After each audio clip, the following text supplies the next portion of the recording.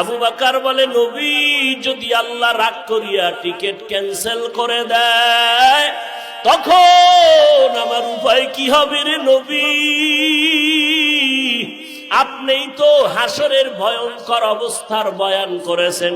কিয়ামতের ময়দান হবে নাকি বড় ভয়ঙ্কর ময়দান। সূর্যটার আলো বন্ধ হয়ে যাবে, ওদিকে সমুদ্রের পানি গরম হয়ে যাবে। আল্লাহ তাআলা রাগান্বিত আওয়াজ দিয়ে বলবেন, ওয়ামতাজুল ইয়াউমা আইয়ুহাল মুজরিমুন, ও গুনাহগারের দলেরা, নেককারদের থেকে তোমরা আজ আলাদা হয়ে যাও। নেককারদের আমলনামা ডান হাতে দিব, গুনাহগারদের আমলনামা বাম হাতে দিব। অন্যদিকে সূর্যের গরম, আবার জাহান্নামের চিৎকারের আওয়াজ।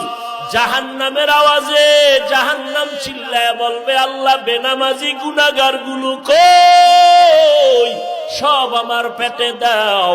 জাহান্নামের আওয়াজে হাসরের ময়দানটা থরথর করে কেঁপে উঠবে। ও নবী, আপনিই বলেছেন যে নবীদের কোনো গুনাহ না।